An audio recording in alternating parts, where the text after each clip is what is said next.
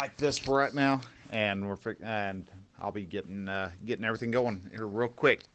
So sit tight, say hi, share everything out.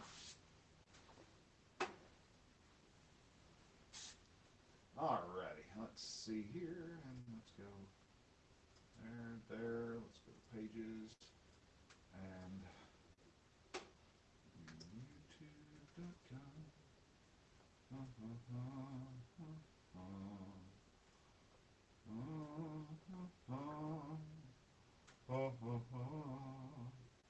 And share and copy and pages live search. There we go. Edit. Hush now, babe. Dry your eyes.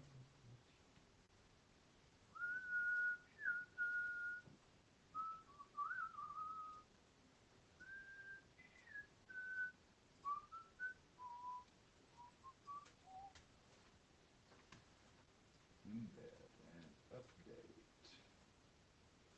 Alrighty. And we'll traffic awesome. Let's close that. And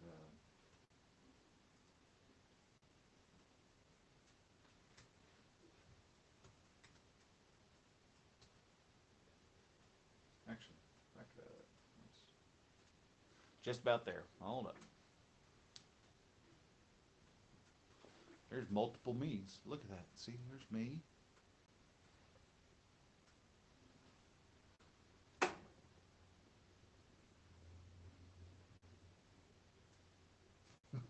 It's weird. Anyhow, so let's go. Control C. All right. Takes a little while to go from one to the next to the next. So, what does it go and do? I can't remember. All right. Well, anyhow, we got enough people. I'm gonna go ahead and throw my earbuds in, and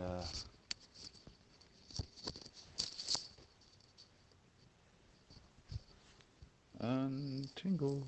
Come on, flip, flip. There we go. Hey, hey there. Who was it that? Who's that masked man that said "Hola BG"? All right. Let's see here. Let's like that puppy, and let's jump over to Facebook real quick because I don't actually get to see who it was that said hello. Who wanted to say hola? Let's look here. Let's hit the.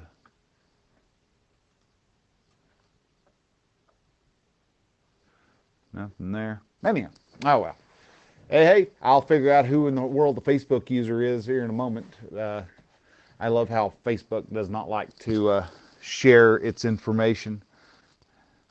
So let me see here.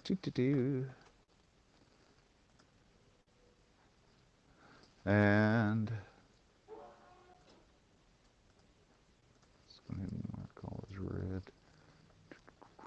And jump over to my profile. Hey, okay, it's Jeremy. It's JJ. So, all right. Well, what we're going to do is we're talking today about taking the journey of going from being crappy to awesome. This is something everybody starts out doing. It is just what has to be done. There is no secret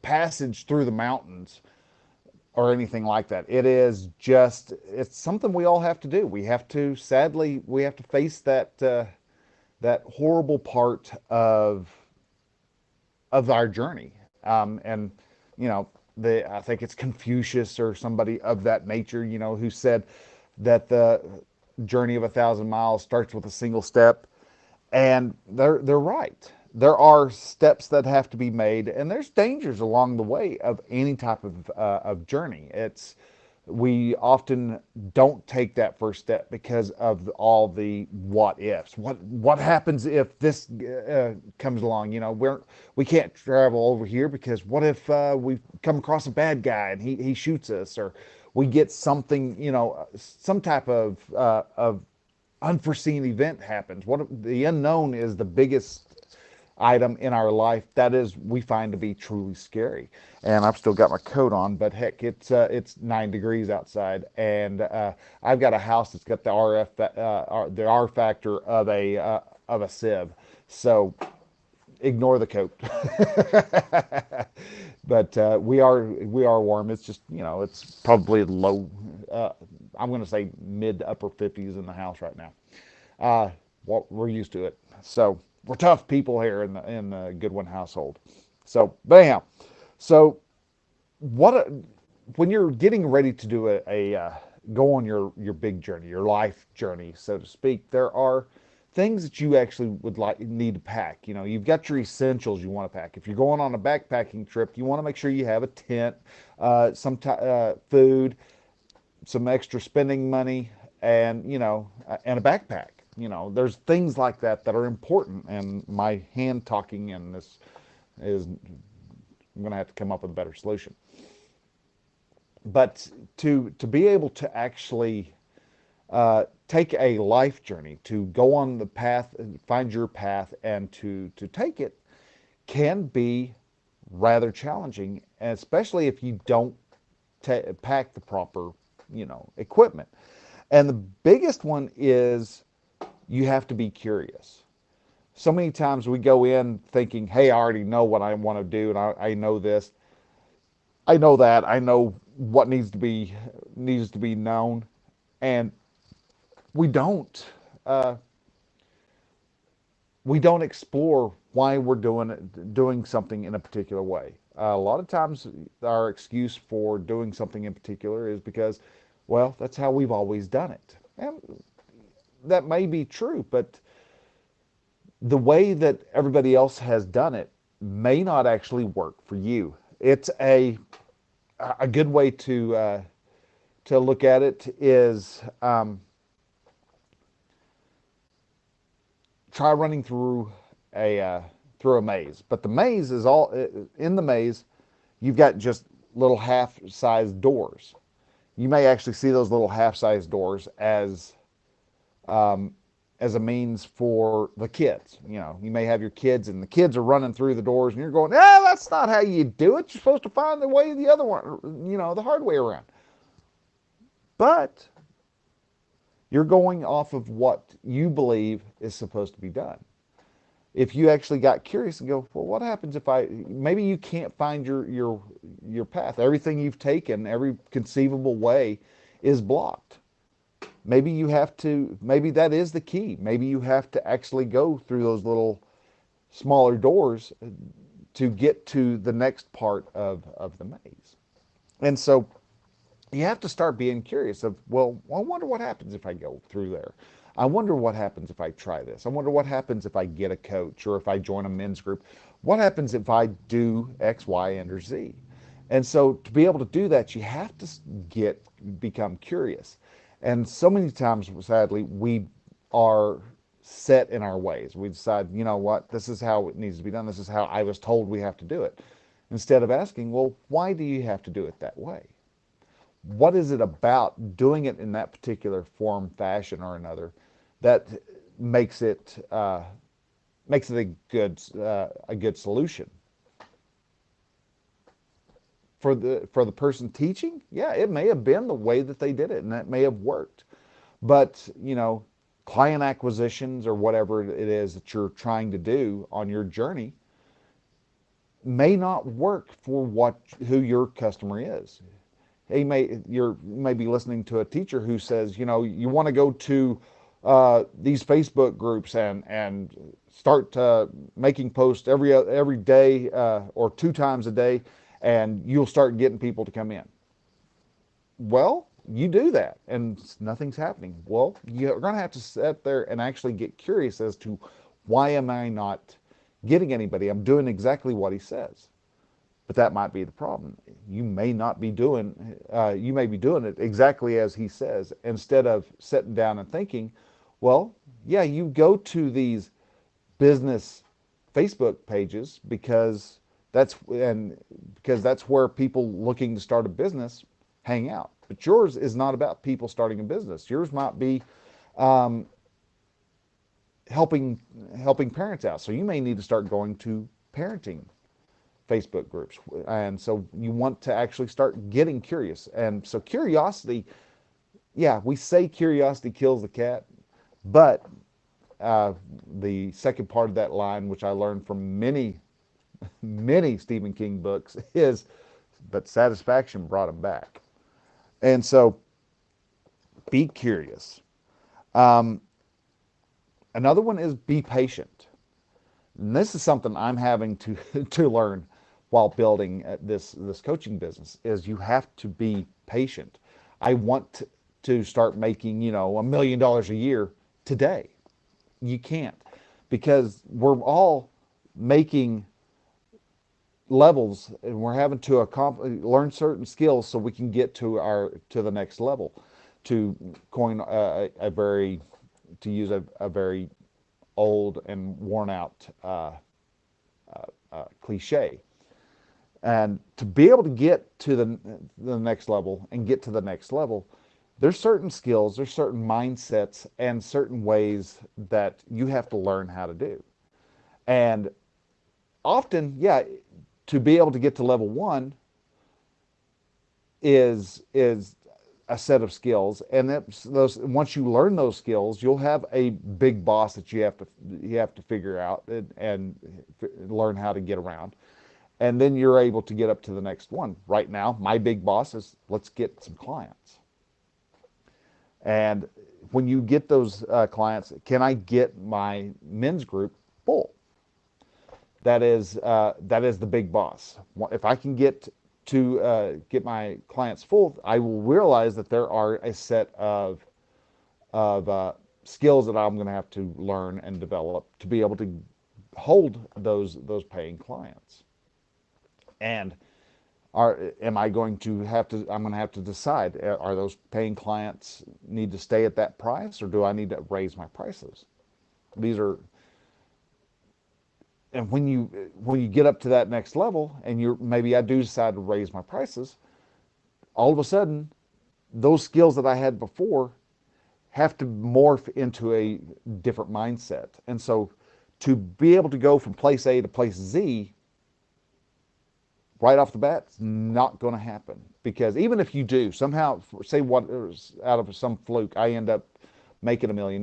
Well, there's a lot, and Gay Hendricks talks about this. There's a lot of different mindsets and ways to approach stuff that if I haven't learned that yet, I'm going to self-sabotage. That's one reason why lottery winners often, once they receive their money, 2 to 5 years later, they are at the same economic level they were before they won that lottery. And that's because they have blown past their internal thermostat of what their comfort zone is, and they've had to get rid of all that money without even realizing why they're getting rid of all that money. And so to get them back down to, say, making $30,000 a year.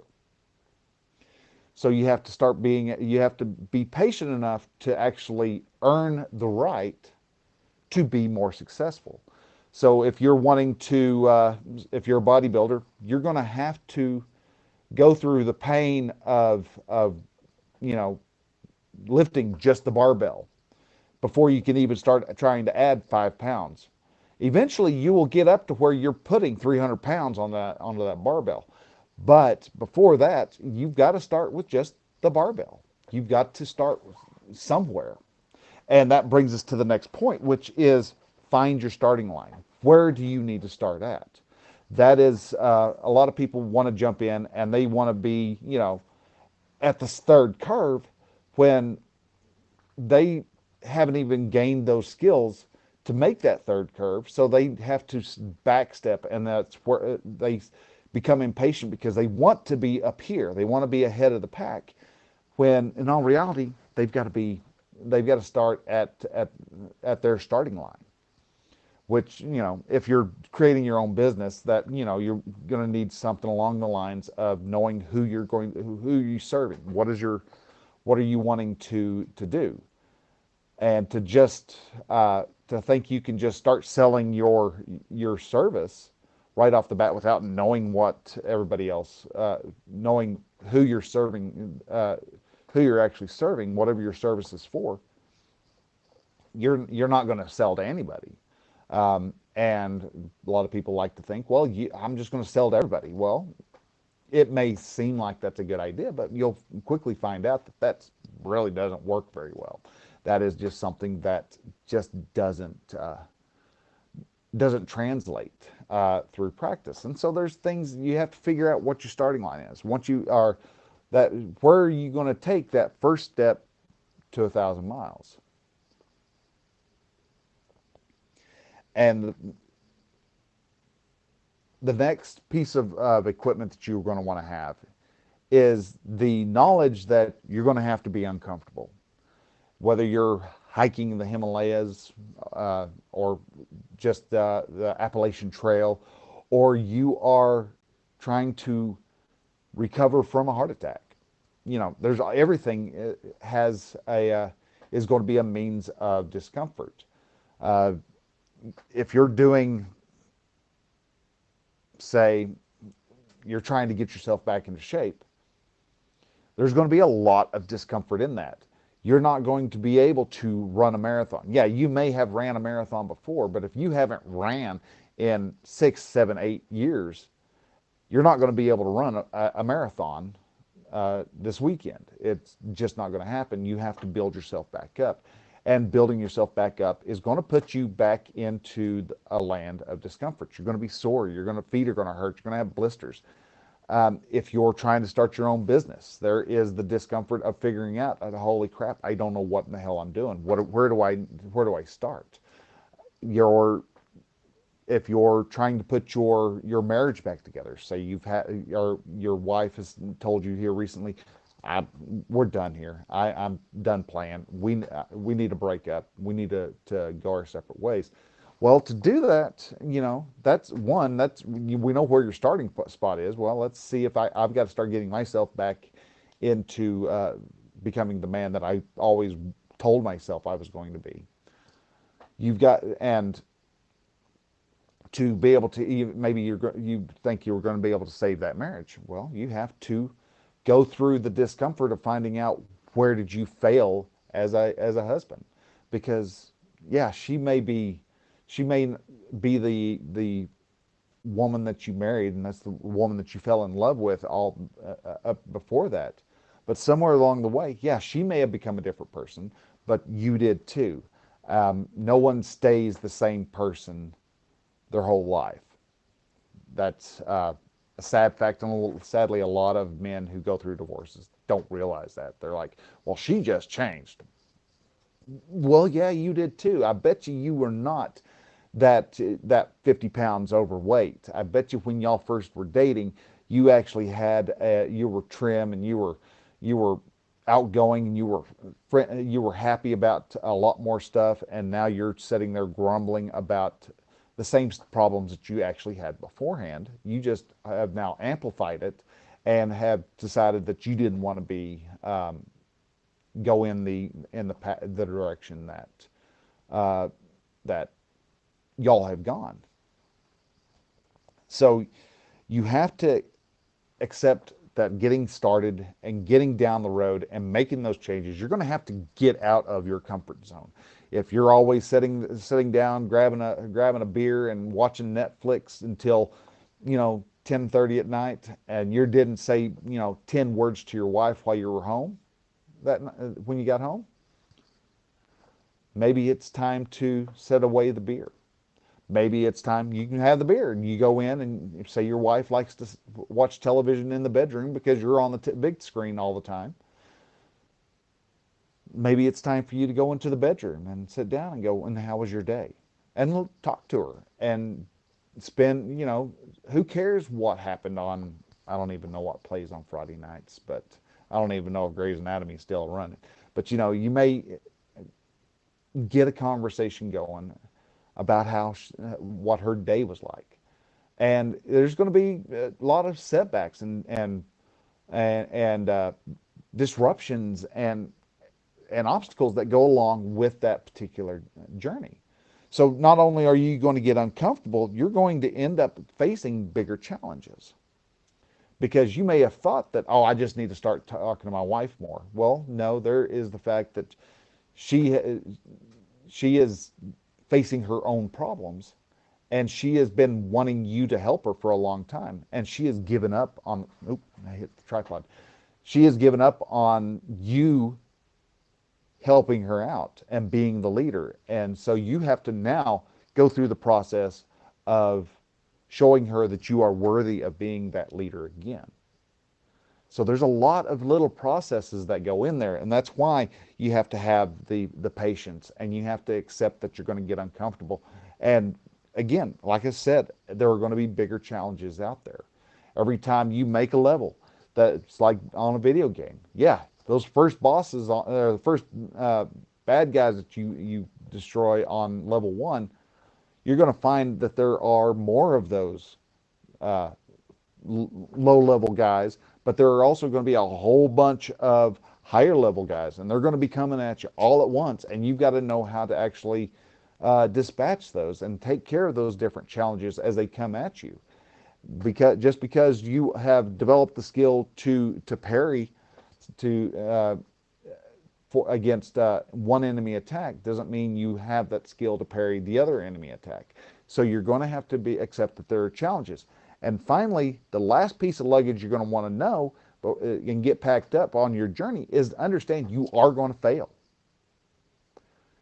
And a lot of people, what holds them back. Oh God, I'm going to fail. I can't stand to fail. That if I fail, I'm going to be seen as a failure amongst everybody. No, you're going to be seen as a failure if you all of a sudden just get hit once in the face, you sit on your butt, and you go, okay, well, at least I tried, and walk off. That's a failure. If you get yourself up, dust yourself off, and figure out, okay, how did he get to, where did that come from? And you, again, tap into the other pieces of luggage, other pieces of equipment that you have. You start using your curiosity. Where did I go wrong with that? Learn from that, so you start getting uncomfortable again. You're okay with being uncomfortable. You're comfortable with discomfort. Those bigger bosses will all of a sudden eventually start to become easier. The skills you have start to develop, and they get easier, and they slide into the lower levels as you progress, and so you become better. So your journey, you have a set, like I said, you have these pieces of equipment, and those are needed. But want to go ahead and start talking about, since we're mentioning enemies, you will be facing some sets of enemies as you progress through your journey. Those are sadly going to be the friends who are not motivated. You will have friends who will want to hold you back. You will have friends who will want to say, "Oh man, don't worry about that today. Let's sit down. Let's smoke a bowl. Let's play some video games." And you go, "Okay, yeah, let's do that." And you sit down and you smoke a bowl. You play video games, and guess what? You didn't get anything further. You didn't get further down the road because you got caught up by a friend's siren song. You're going to have friends who want you to stay comfortable, because the moment you get out of your discomfort and you are making progress, that reflects upon them and what they haven't done. You may have family who do the same things. They're always going to be telling you, "Dude, you really don't want to do that. That's not going to work for you. That doesn't work." Well, how would they know? Because they've not ever done the thing you're wanting to do. Now, you may have had had an uncle who wanted to be a writer, and he failed at being a writer. And so he may be telling you, "Hey, you really don't want to be a writer because you're going to starve to death. You're not going to have anything, and you're not going to make any money whatsoever." And how does he know? Because he did it, And he failed. He gave up on that dream of being a writer. So you have to be aware of those sirens. That would be a good name for those, the sirens. The next one is the imposter. Now, I've talked about the imposter and his actions multiple times on the Relaxed Male and talked about them over on the podcast, which is the Relaxed Male. If you're curious, you can go to relaxedmale.com and find links, find blog posts and links to the podcast there. Make it easy for you to subscribe. If you want to subscribe too, you can just go to relaxedmale.com/subscribe, and I've got every way possible for you to be able to subscribe to the show. I've got most of the well-known podcatchers there. But the imposter is that little guy that resides right in here. Who's your biggest enemy? You are. You are your biggest fiend. And the reason why is because you want to be comfortable. You want to not have to face the discomfort of stepping out of that cave, going out, finding that dinosaur, clunking them on the head and dragging them back for the family. That we know we have to do that, but especially on like days like this where it's like 9 degrees outside, you really don't want to leave the cave. But you know what? We're going to have to leave the cave. As a matter of fact, I've got to go buy some groceries today, so it's going to be cold. But the imposter is that little guy in your head who goes, "Who do you think you are?" And you start thinking, "Well, I'm a men's coach." No, dude, you're not a men's coach. How many people have you coached? What? 4, 5, 6? I mean, come on. That's not a coach. That's somebody who likes to talk to other people. These are conversations I've had in my own head where we worry about what other people are going to think, when in all reality, they're not thinking of those things at all. They're thinking about, how do I get to my next step? That imposter gets louder as you make it up on the next levels. He becomes stronger each time. You can't ever fully defeat the imposter, but you can shackle him and you can get him, shove him off into a corner and put a gag on him and quiet him down a lot. And so to have to be able to defeat the imposter and to at least be able to subdue him is kind of the goal of any type of self-improvement, because you're going to always be telling yourself, well, you didn't deserve that accolade. You didn't, people are going to find out that you don't know what you're talking about. People are going to find out that you are fake. All these things that keep ringing around in your head over and over and over again. And if one of those does take hold, it takes a while for you to fight your way out of that quagmire of a lie that you're telling yourself. Another one is your belief system. Do you believe that you can actually make it to where you're making $1 million a year? You're like, oh yeah, I believe that. Well, I would have to ask though, do you really believe it? Or is it just a fancy wish? There's a difference.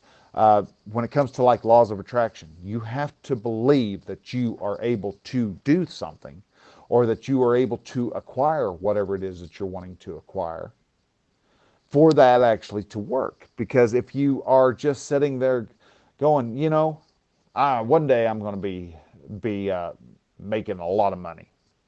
Well, you're just sitting there wishing. You're wishing is not believing that you can make it. Wishing is just reminiscing and, just thinking about it.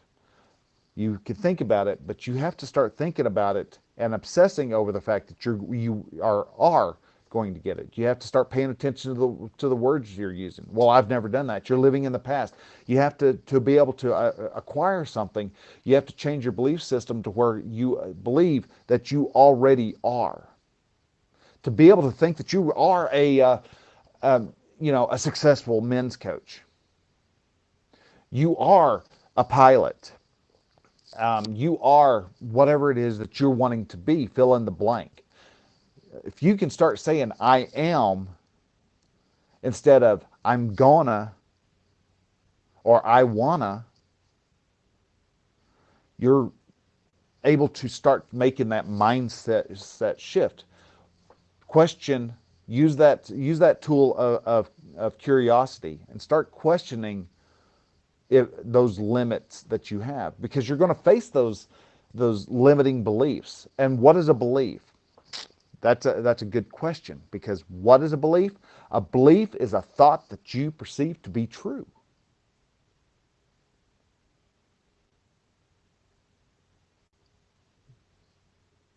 Let it sink in a bit. It's a thought that you perceive to be true. Think that's wrong? Well, look at different types of religion. I am a Baptist. I believe a certain set of things, a set of values. Catholics, they believe close to what the same thing, but they have a couple of other smaller beliefs. Completely different. Look at someone who is in Hindu. Their set of beliefs, they don't believe that there's, a God Almighty, and that he had his son come to earth, and that the there's a Holy Ghost. There is no Daddy O Junior and Spook running around. They believe their own set of deities. Look at Islam. Again, same thing. They don't believe that there's God, Jesus. They believe that there's an Allah. Look at Judaism. Close. They believe in a God. They believe in actually the same God that we believe in. They just don't believe that Jesus the was the Son of God, was the King of Kings. They believe that he was just a prophet. Your beliefs, with all that, which one is actually true? Well, that's always up for debate, but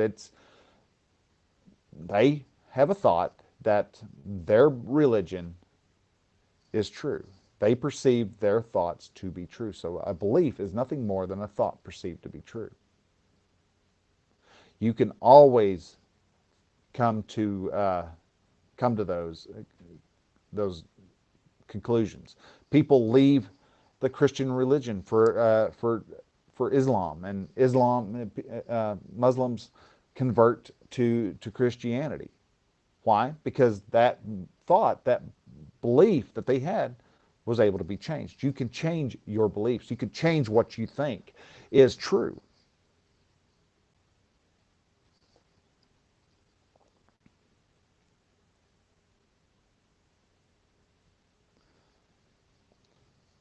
Another uh, another enemy, which is also to understand that there are failures.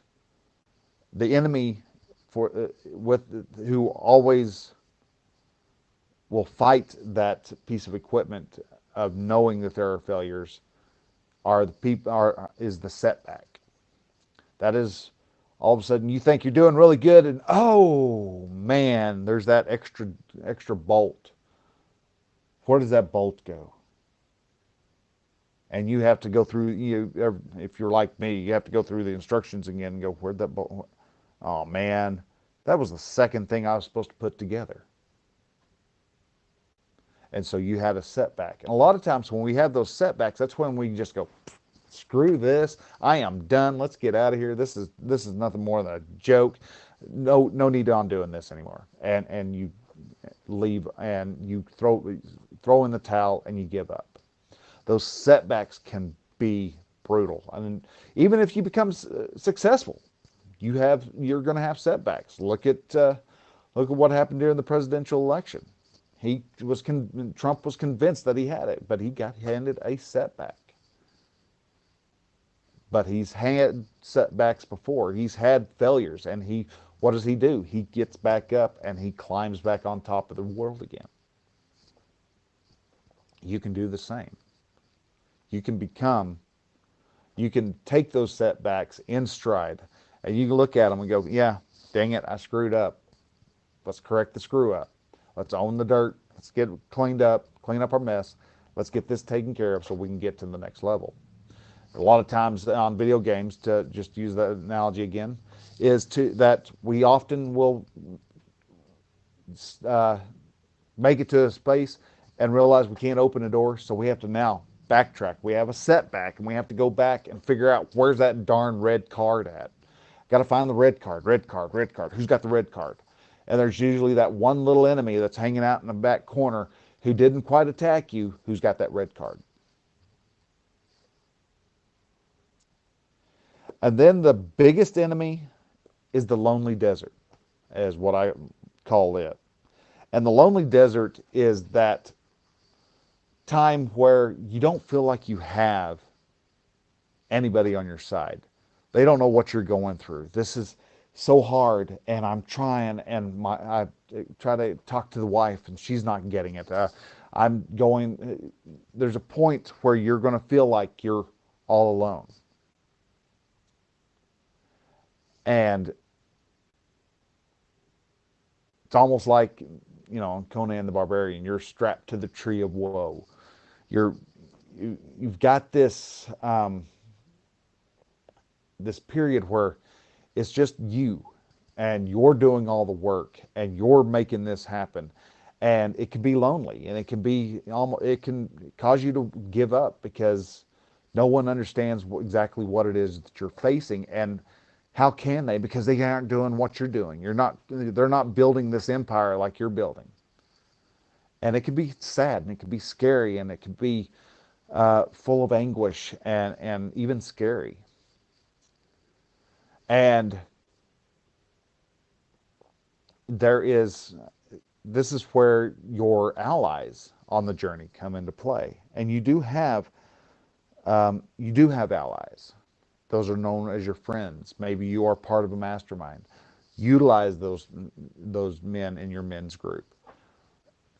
Talk to them. Express what you're going through. They may incorrectly state they know what you're facing, because granted, we never know. Our situations are never exactly the same as another, but they have a close idea. And if you can have those conversations, and they can show you that there's an oasis over here. And from that oasis, if you turn right, real subtle, like the desert ends just a couple miles over that one sand dune you see, and it's just a rich jungle, full of life and everything that you're needing. The lonely desert is a hard spot. I think some people call it the trough, where you get something you start doing real good, and it kind of comes down, and it just kind of settles out. And there's just this trough of low activity, and you think you're making headway, but you're not real sure. Are you getting ahead, or are you falling behind? Where are you in relation to everything? You don't know, because there's no one around you. There's no discernible, landmarks.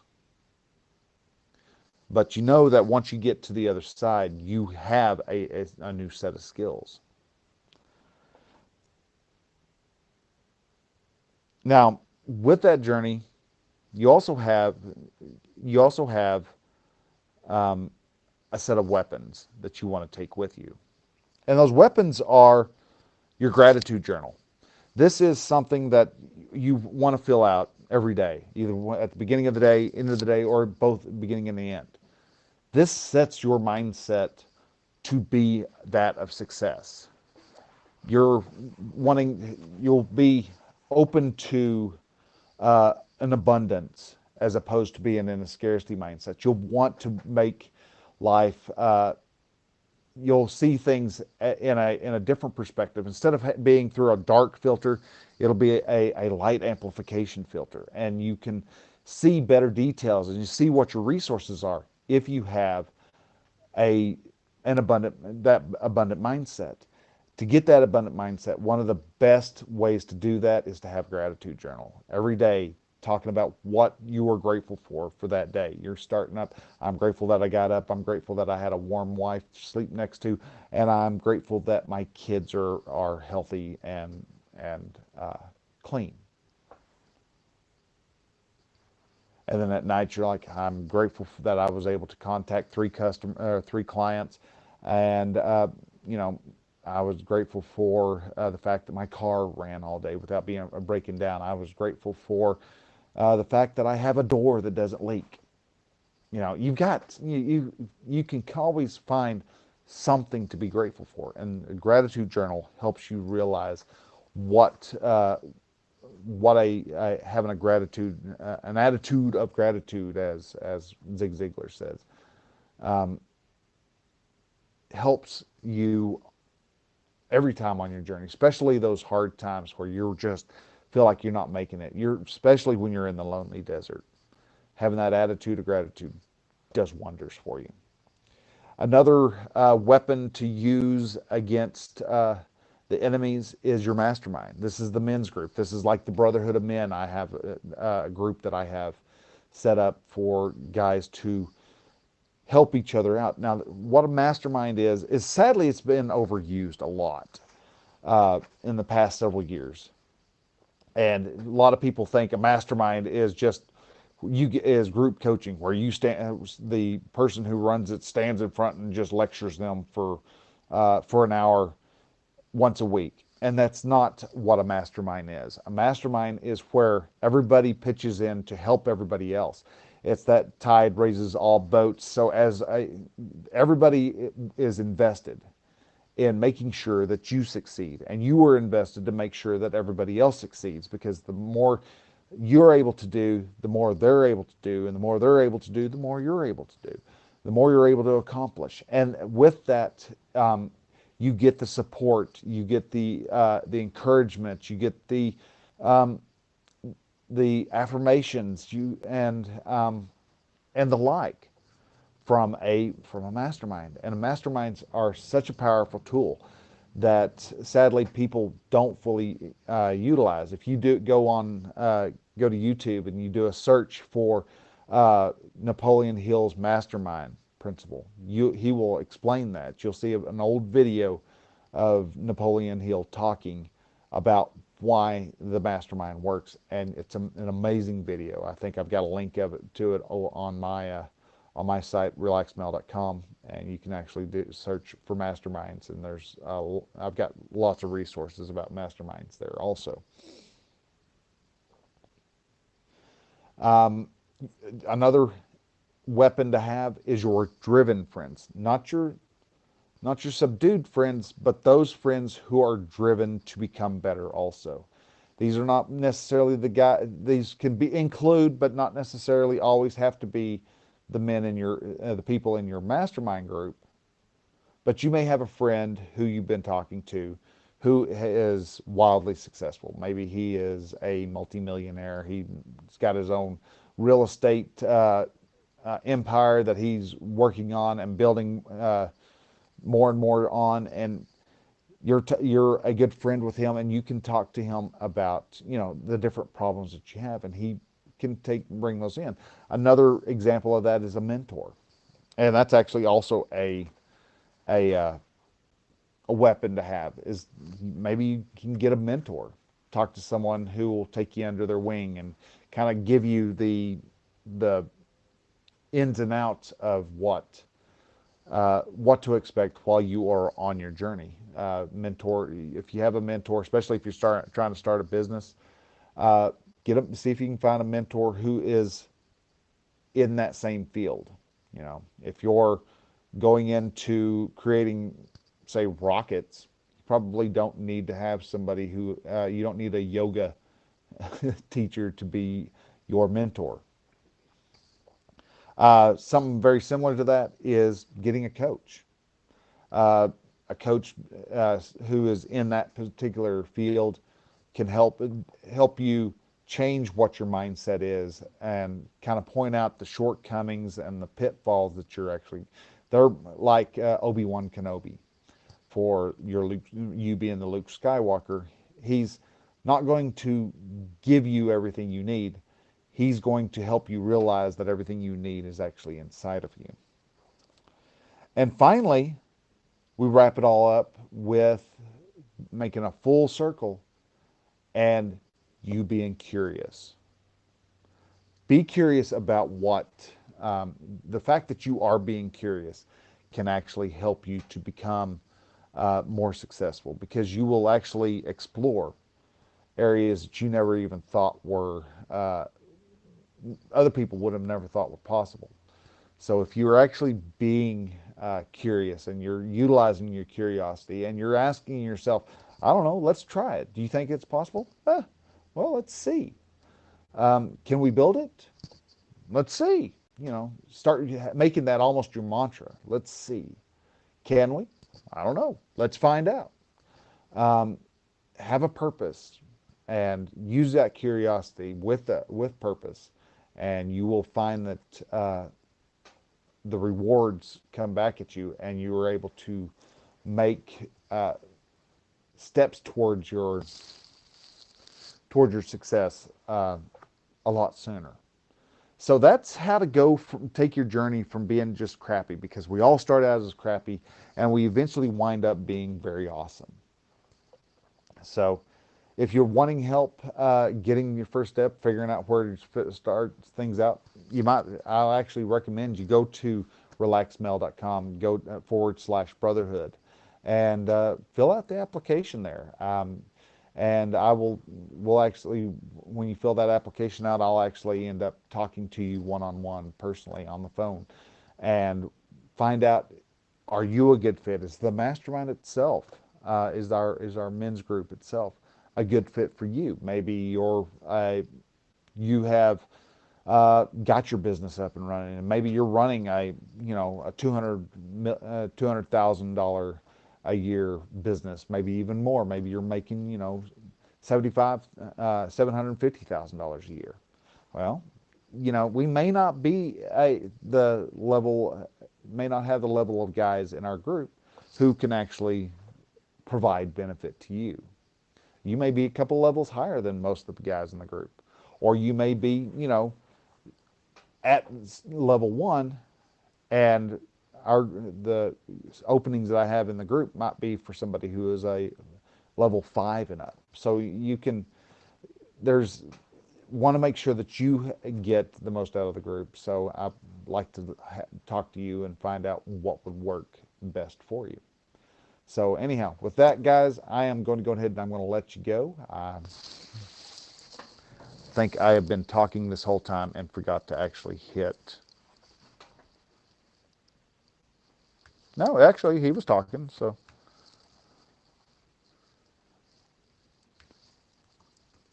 For some reason, I know, because I see it saying pre-live on on my phone. But no, we're live, we're going. So, but anyhow, guys, I just want to let you go. Thank you again for watching. If you have any questions, you can send me an email at brian@relaxedmale.com, and I would love to hear from you. Every Thursday I have a podcast coming out, and every Wednesday I have a blog post coming out. So, guys, I've got lots of info, lots of means to help you. And if you need just someone to kind of cheer you on, let me know. I'm happy to help you out there. So anyhow, with that, guys, I'm going to let you go. Thanks a lot. Talk to you later. Bye.